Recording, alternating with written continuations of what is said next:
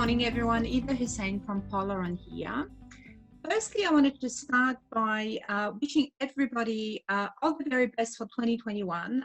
This year, we're continuing our series about diverse communities in Australia, and these are usually, just a fantastic opportunity to learn about who we are as a society.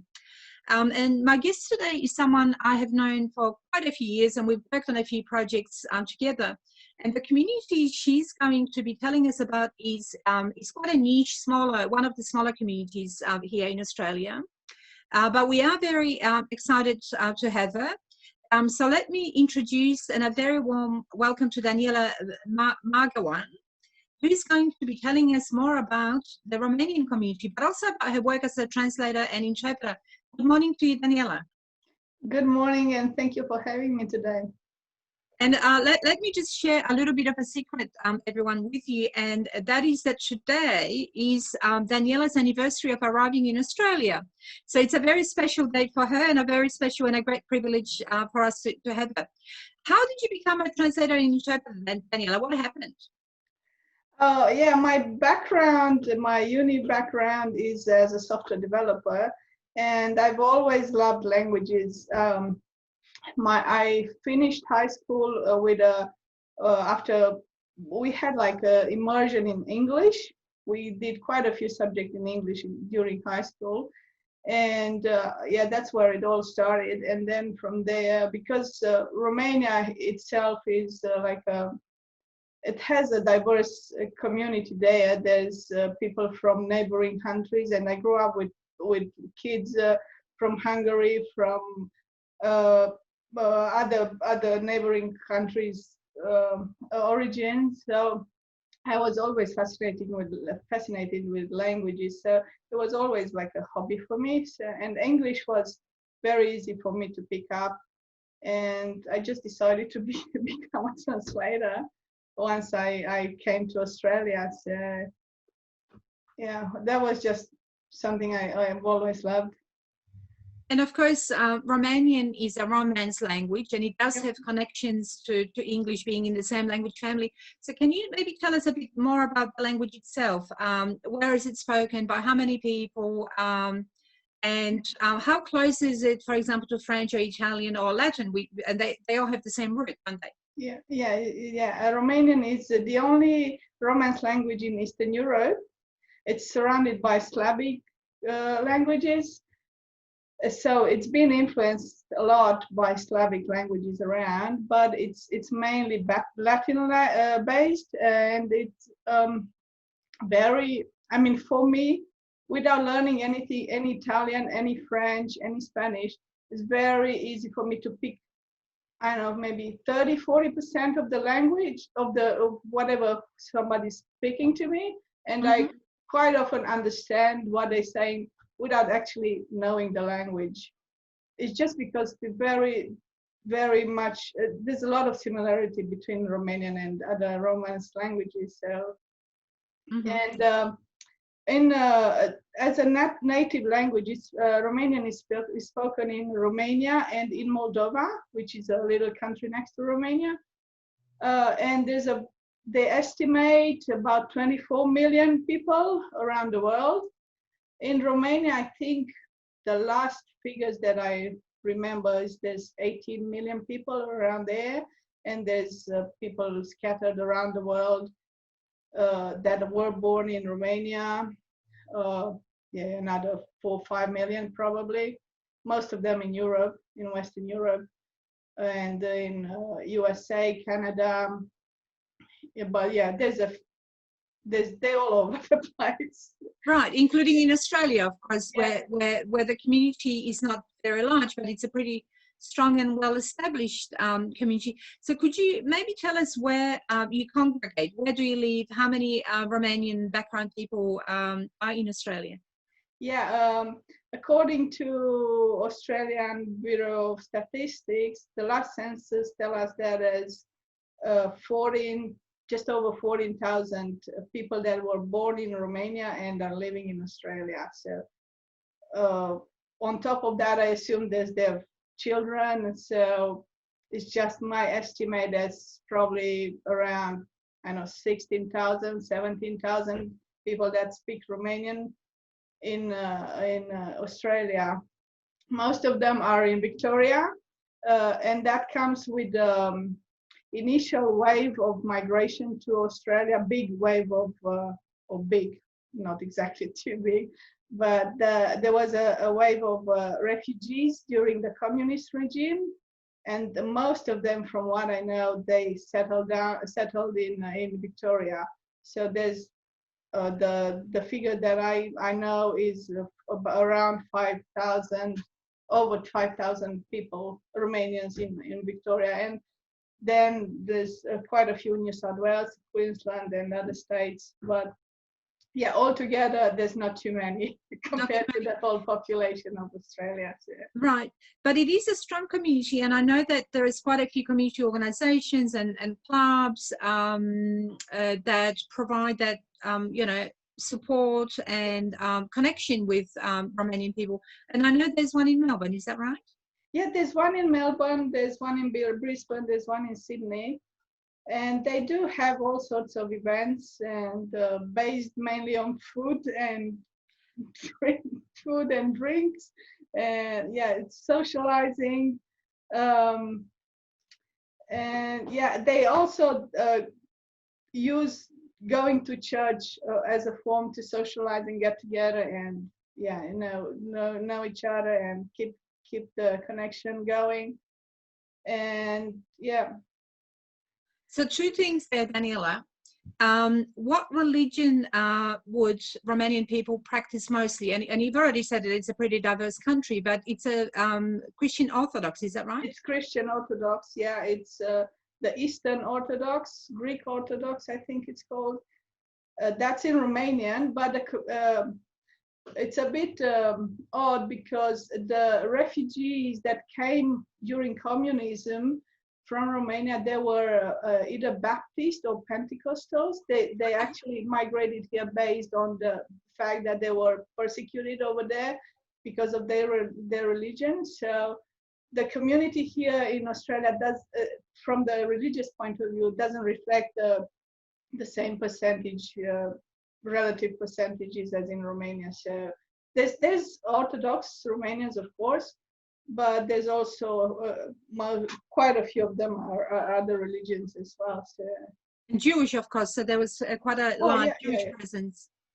Yeah. So I don't know if you know this, Daniela, but Poland and Romania, which is where I'm come from, before 1931, we had the same border. Yeah. But we had connecting border. So when Germans invaded, the Polish government packed up and went via Romania, and that's where they established the first government in exile. Yeah, so there's a strong connection between the two countries. There's quite a few. I actually met someone at the shop the other day. Then they were saying they're from Poland, and we started to chat and all that. So it's just there's a connection between the two people, of course. Yeah, there's a lot of common things. And tell me, you mentioned food, so I do have to ask you now, what is Romania known for? What sort of food can we expect if we were to go to the Romanian club on a Sunday afternoon? Well, the traditional food is all meat-based, and they like to eat a lot of pork over there. So there's stuffed cabbage, which I know is common in the whole Eastern Europe. Right. Which is cabbage stuffed with pork meat and rice and other spices and stuff. And there's also some skinless sausages that Romanians just love. Every time they go for a barbecue, a picnic, or anywhere, you'll have those. They called mici. So yeah, that's very traditional. And they love their soups as well. So, and a lot of wine and strong spirits. In winter, that's what they live on. Right. When it's cold, they like the strong spirits, strong alcohol. And of course, now we can't travel, but when we can, I think Romania is definitely one of the jewels of Europe. And I don't think it's a country that people automatically think of visiting. But what would be some of the highlights? Where would you suggest that people go if they go to Romania? Oh, stay away from the big cities because, there's art and culture and they can be a bit crowded as well. But if you really want to know the country, go in the mountains. The Carpathian Mountains just have like an arch along Romania, so through Romania basically. And if you go in summer, it's just lovely there. It's like kind of Austria kind of sceneries. Okay. With green grass and mountains with the snow caps and all that. So it's lovely as long as the weather is good. The weather changes just like kind of like in Melbourne. So if you go there, you be prepared for all sorts of weather. But if you get good weather, just go in the countryside. Yeah.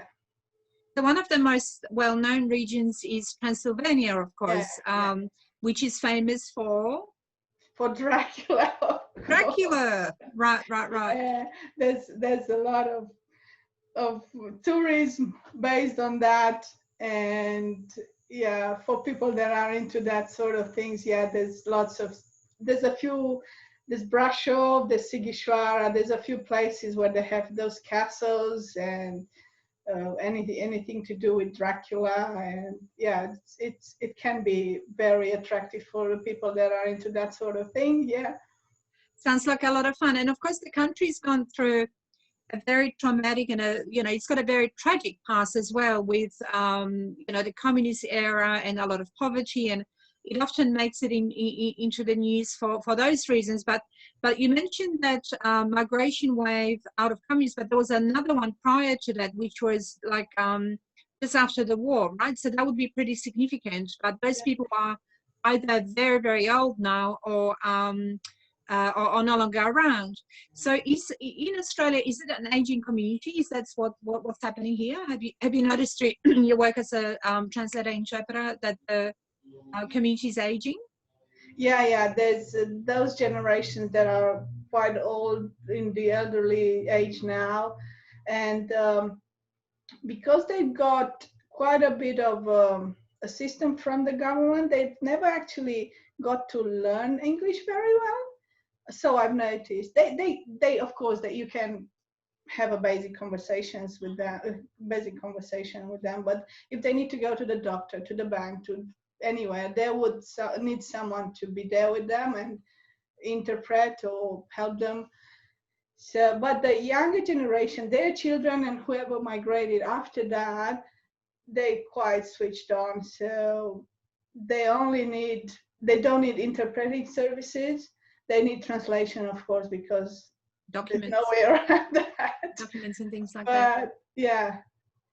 So Daniela, with the work that you do as a translator of, say, let's call it community organization information, so brochures or websites, what are some of the linguistic challenges? And where I'm going with this is, for example, I know in some languages, or Polish is a good example that I work in from time to time still, is concepts of mental health, aging, things like caring roles, dementia.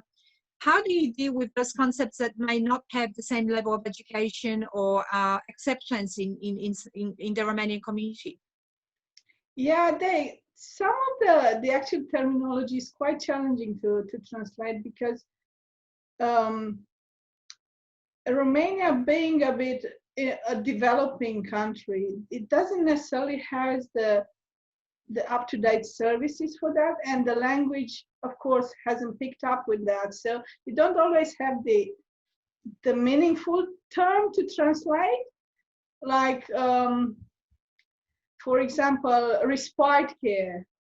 There's no such thing in Romania. They don't provide that over there. So you have to you are challenged to translate terms like that, because there's no corresponding Romanian terms for that. So it can be challenging. Yeah, so we'd have to be a bit more creative and exactly, yeah. And educate the community, I guess, about what it means if there's no infrastructure in Romania to be able to relate people to it. Exactly. Then we need to come up with terms that people can understand and embrace and actually that have that meaning for them, even if it doesn't exist back home.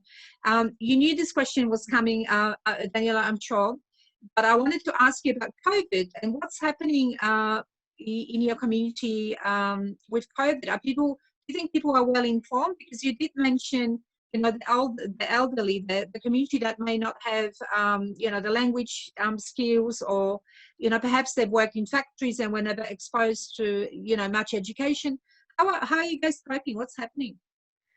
Yeah, I think it was a bit challenging at the beginning because, yeah, in general, people didn't know what was going on, and not being able to understand the language very well, it's another barrier on top of that. But at current, yeah, I think things have caught up with things. People have caught up with a bit of understanding. From the translation point of view, yeah, I had a few requests to translate COVID-related material, and yeah, it was challenging for me as well, not understanding at the time what was happening. But I think, yeah, people have finally caught up with things. Yeah. Because I think, Daniela, I don't know if you agree with me, but for smaller communities in Australia that are not in top 10 or 20, they just often miss out on the information. Oh, yeah, because, the governments or community organizations that need translated materials will not look at that group as one that that's large enough or significant enough for that information to be translated. So what happens with that when an entire community misses out on information? What happens?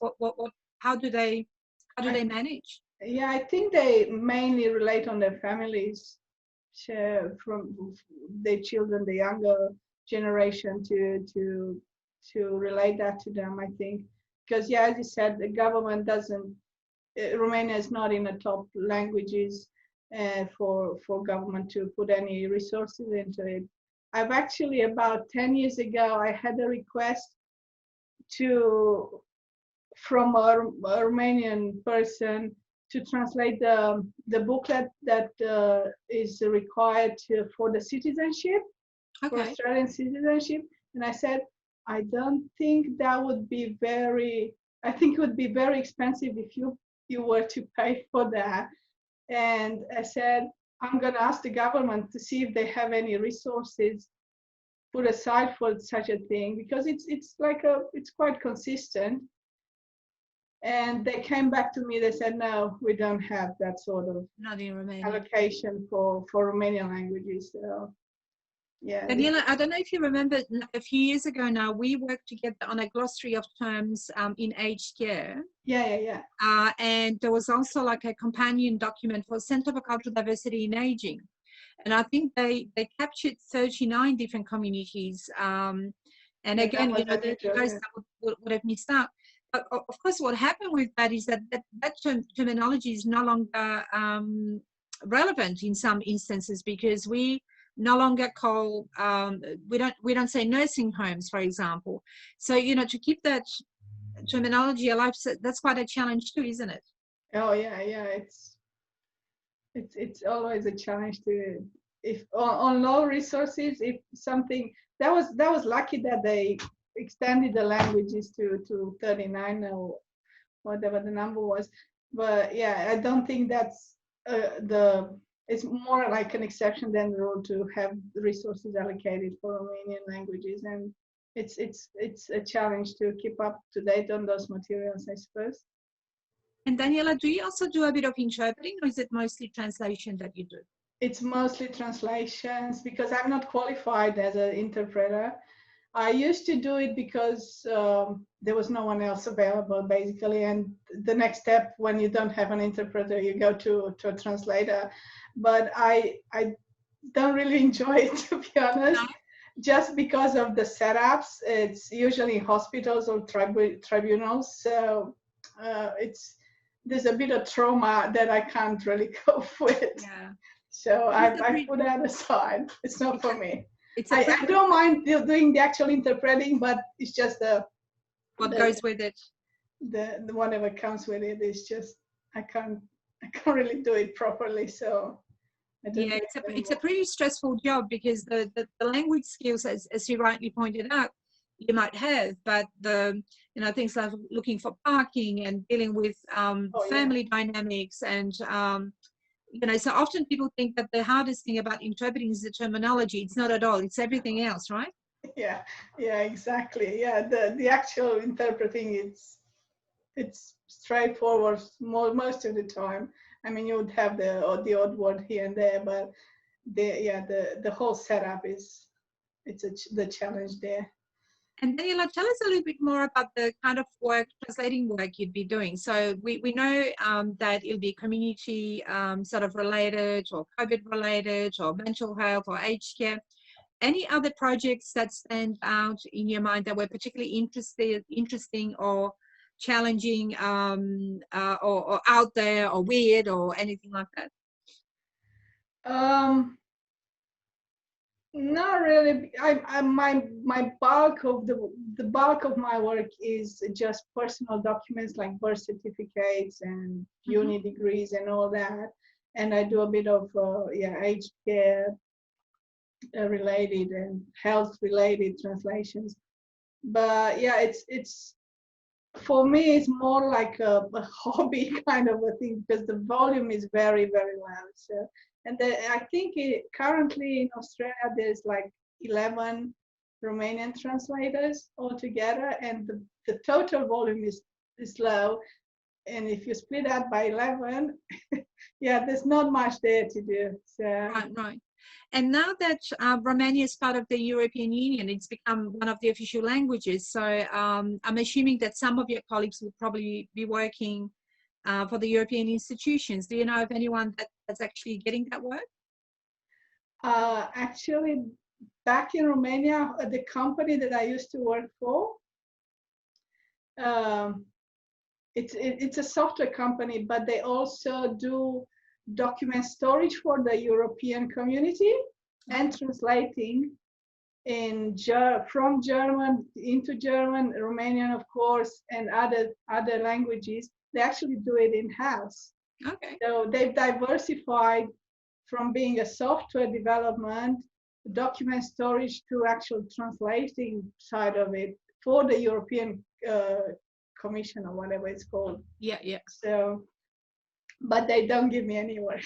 Okay. Well, it just really depends, because then I remember when I used to do a lot of these translations, they were really, really big projects, massive volumes, and very, very short turnaround. So they can really, I don't want to say kill you, but it can drive you to the ground, because the expectation is that you produce, so you'd be working with, Prados or some other translations memory software. But they have, a lot of legal documents, a lot of technical documents as well. So yeah, so I haven't got any of I haven't managed to get into any of those projects, because I think they prefer people that are on their time zone, so they can do the turnaround quickly. And there's quite a few translators based in Romania, so and I can't compete with their prices, to be honest. Yeah. Hey, listen, we've got a few minutes for questions, so I'm going to hand over to Andrea now. But thank you for giving us this really interesting summary of the Romanian community here, but also what happens and what we can eat and what we can see in Romania. So I'm going to hand over to Andrea just for a few questions. Thank you so much, ladies. So there's one question here, Daniela. How do the Romanian community get public information? So, I mean, what sort of channels or sources do they use the most? Is it radio, social media, TV?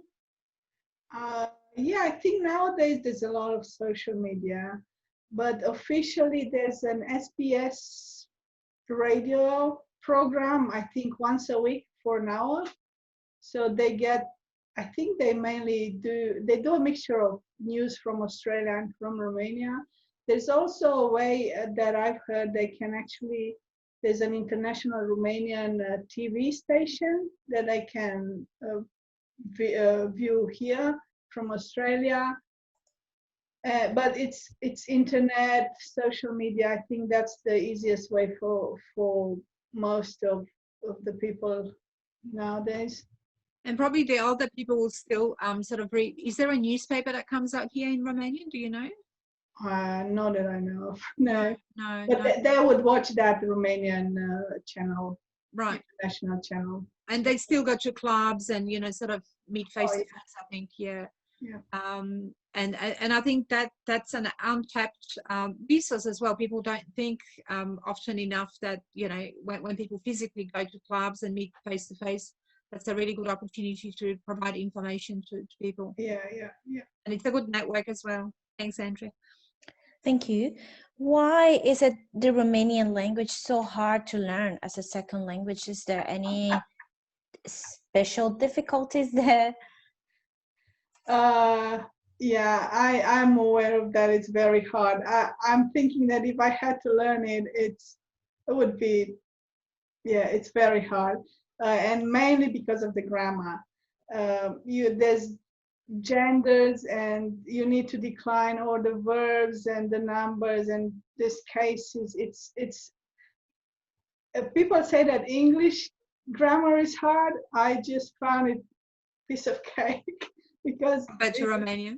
Yeah, compared to Romania, you need to inflect every single verb, every single person, every single adjectives, and it's just, you can't. And if you don't do it, kind of, you don't have to do it 100% to be understood, but if you don't do it properly, you can't communicate. So it's quite hard. Yeah. So here's my challenge to you, Daniela. Can you teach us a simple sentence in Romanian? Okay. What should I say? I'm from Brisbane, so I'm going to say something about the weather in Brisbane. Astăzi este norat în Brisbane și probabil vom avea o furtună. Right. So just tell us what you just said and repeat it so that we can repeat. Yeah. Today it's overcast in Brisbane and we'll probably have a storm.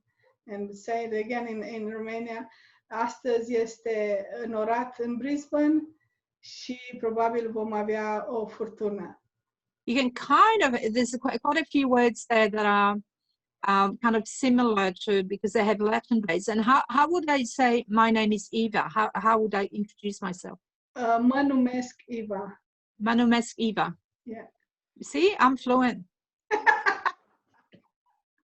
All right, Andrew, any other questions? Yeah, there's one more question for Daniela. Was it a challenge or was it hard for you to adjust to the Australian culture when you first settled in here?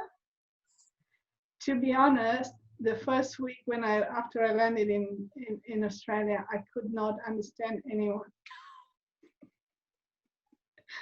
Even though I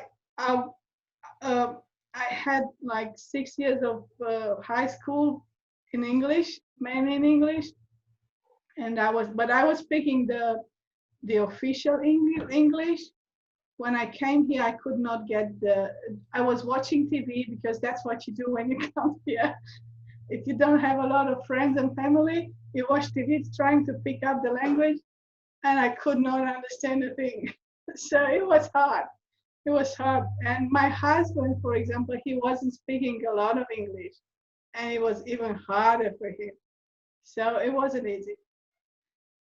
Yeah, I think the first few years are particularly challenging, even if you come with English or, you know, like nowadays we have access to the internet, you can do all kinds of things to learn about things, but to experience them, you still have to live through those difficult years, I think.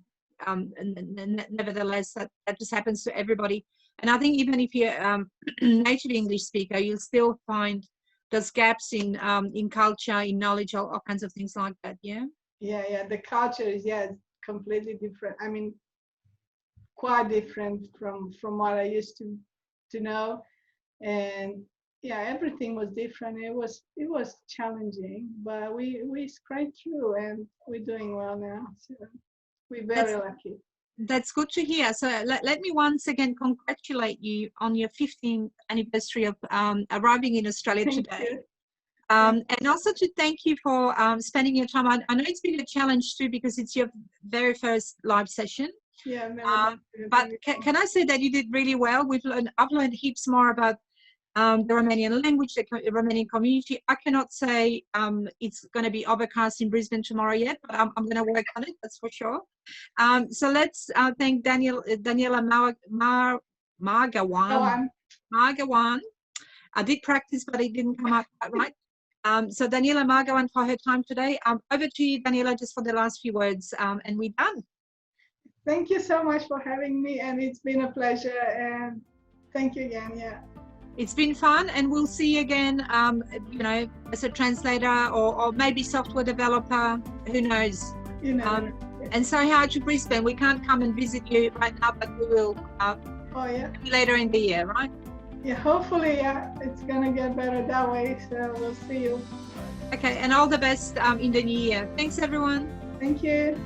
Thank you. Bye.